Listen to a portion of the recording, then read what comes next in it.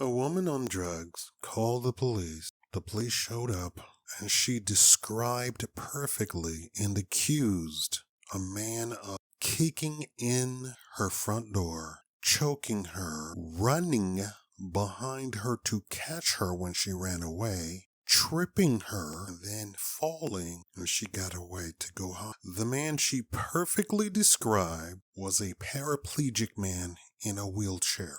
Even with paramedics coming to the police station after the police pushed the man out of the wheelchair, arresting the man who said he had never seen this woman ever in his life, they still arrested them based on the accusation. They filled out a warrant for his arrest. And the only reason he's not sitting in jail right now is because they did research on the woman finally. Turns out she was a drug user, thief, batterer herself. And when they tried to contact her, she said, "Oh, yeah, I made a mistake. I accused an innocent man." The man had been in a wheelchair for 25 years, married with children. This series is called Vet Your Women. Now, there would be absolutely no way for this man to have protected himself from this woman. She gave a complete description, where he lived, his address, everything. How do you think she did that? How do you think she gave a complete description, name, and age and birth date of a man in a wheelchair? How? It's very easy. She's a criminal. She scoped this man out probably for some time, and the police didn't do the most modicum of research. It should have been enough for the woman to say he kicked in the door, and the man shows up and he's in a wheelchair. That should have been enough. That should have been the end of the entire scenario. This series is called Vet Women. This first episode is concerning career women. These are sneaky. Why are they sneaky? Because they're going to present themselves as women. What do I mean they're going to present themselves as women? I do not see career women as women. I see career women as lesbians with manly traits who present as masculine once you get deep into the situation of a relationship. Why do I say that? Because they have loyalty to their boss. They have loyalty to their paycheck. And they equate that paycheck with control. And they equate control with all of those manly tendencies that they exhibit. A career woman is not a woman. Point blank. You should immediately say, "Oh, what do you do for a living?" That is an innocent question. Nobody is going to get a red flag from that. Nobody's going to be embarrassed about that. What do you do for a living? If what she does for a living is not some hourly wage type of thing, you should shake her hand and walk away. I want you to have the emotional intelligence that men are supposed to have, that men have had for millennia, thousands of years. Think with your big brain. "Oh, but Shakaama, she's so fine. She's so this, she's so that." Please ask Shannon Sharp about "she's so fine, she's so this, she's so that." If you don't know who Shannon Sharp is or the situation that he's in, please look him up.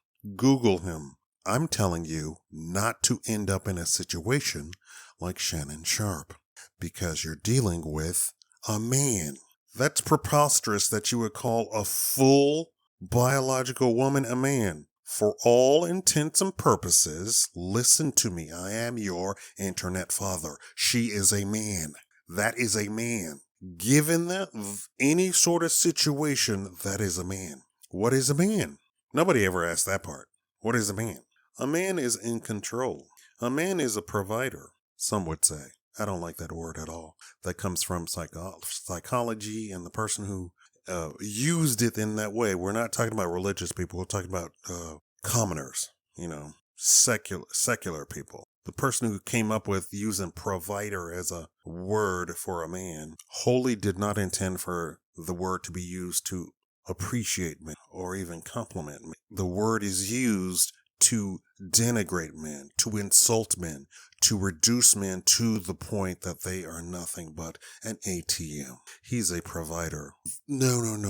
The full religious context of the word was a man should provide for his family. The woman was just a cherry on top. The whole idea was the man was providing for the family. That's woman and children. It wasn't he's a provider. He's a provider sounds like he's an ATM. And this is what women are now using the word as. He's a provider. I want a man to provide for me. No, that's not the context of the word. The context of the word is that the man provides for his family. So that's another way to vet.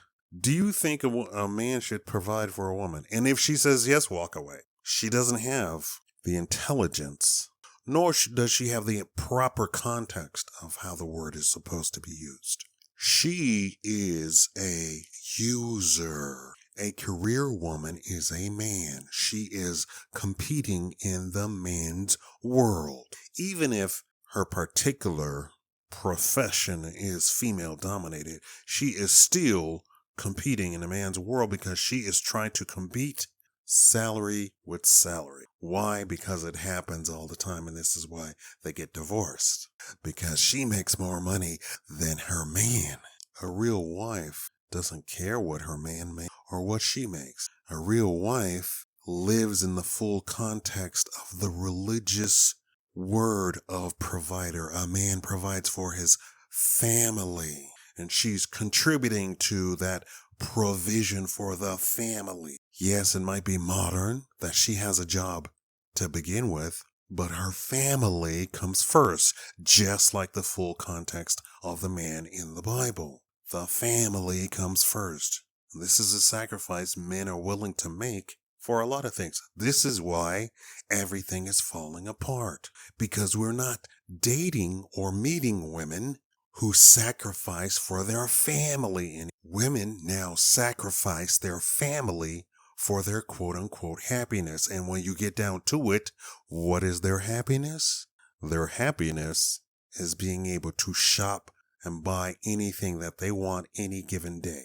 This is why a career woman is a man, because she equates the paycheck with control and being able to buy anything that she wants to, and she doesn't have to ask a man for permission to do anything. Do you understand? Is it becoming clear? It's control. She wants to be in control. It is a manly trait. She is not going to sacrifice.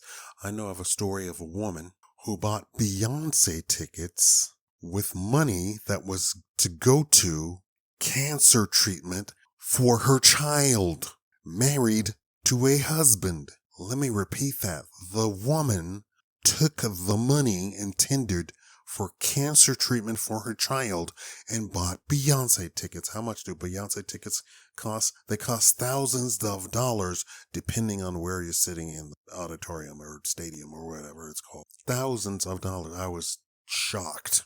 So she bought herself an outfit and Beyonce tickets. And when confronted, she said, "But they're Beyonce tickets." And he was like, "I'm not understanding you. That's to treat her child for cancer. I don't understand you." Run. Absolutely run. As soon as they say, my profession is, the door needs to be shut and closed right then of you on the other side. I know this is hard for some of you. It's not hard for me at all. I walk away from people in a heartbeat. I walk away from people in the middle of lunch and don't care and don't think anything of it. And I barely remember doing it. That's how much I don't care about it. All right. Thank y'all for